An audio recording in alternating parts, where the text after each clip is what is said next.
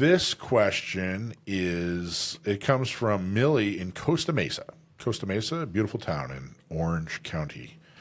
William F. Buffalo Bill Cody used a variety of guns.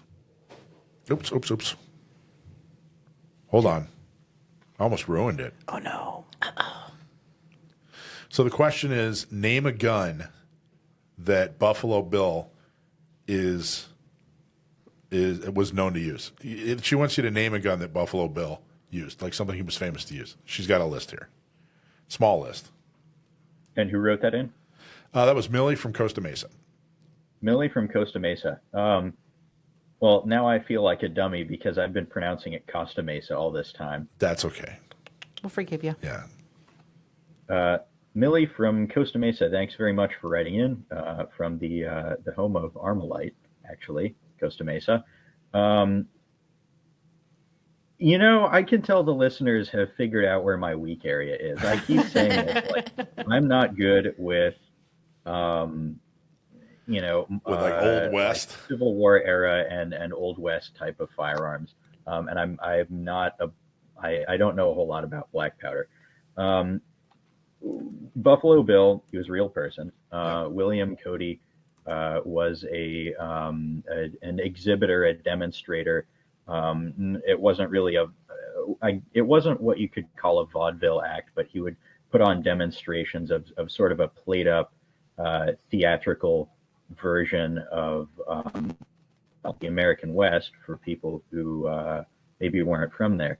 So I would have to say, knowing what moderate to little amount I know about that period, I would have to say that he probably used, I'm going to say, model 1866 or model 1873 lever gun.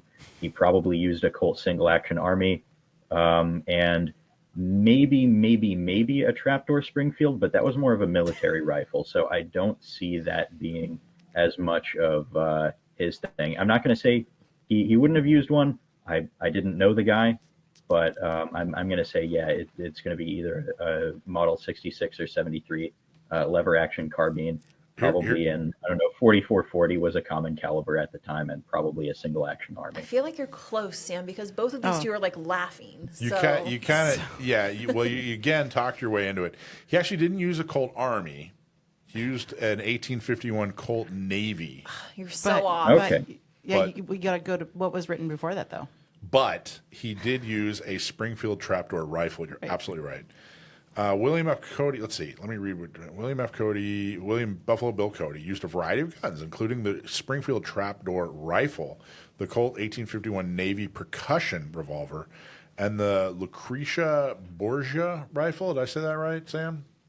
I don't know. But let me tell you something about the Colt Navy revolver. Okay. Actually, pretty much all Navy revolvers from that period were differentiated from their Army counterparts pretty much only in caliber. So the Army would have the big version in 44 caliber, and the Navy would have a little bit smaller version, same gun, in 36 caliber, equivalent to what would evolve into the early 38 caliber black powder cartridges, eventually into 38 special.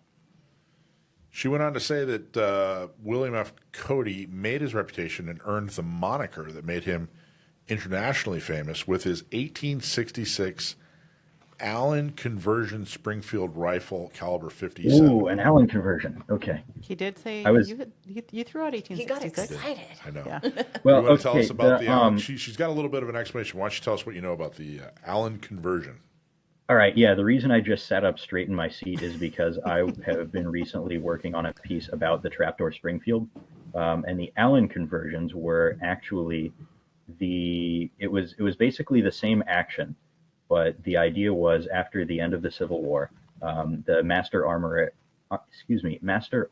at Springfield, a Mr. Allen, Allin, was left with huge stockpiles of obsolescent long guns right after the war had just proven that breech loaders were the way of the future.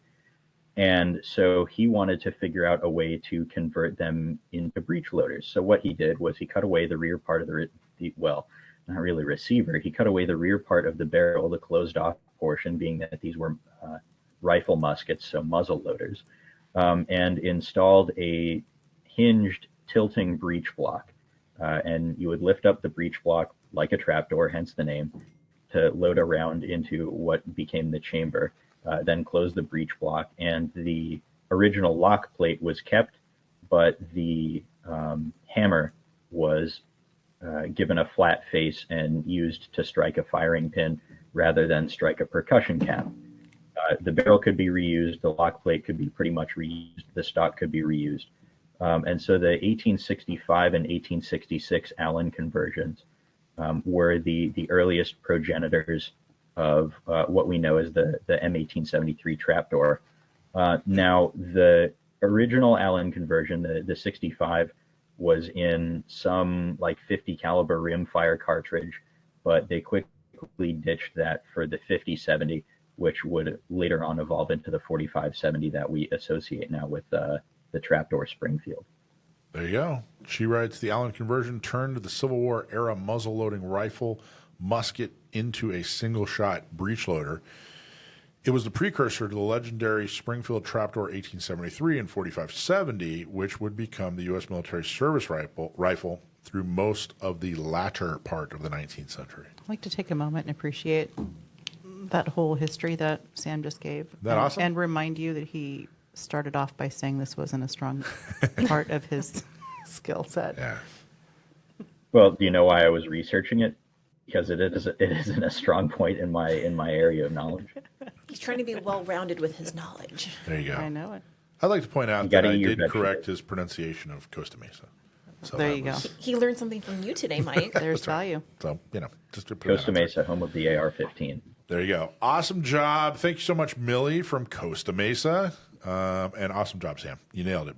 Hey, everybody. Thanks for watching. I'm Michael from Gun Owners Radio. If you liked what you saw, please don't forget to like, subscribe, share, and make a comment. Help us out. Go to gunownersradio.com. Thanks for watching.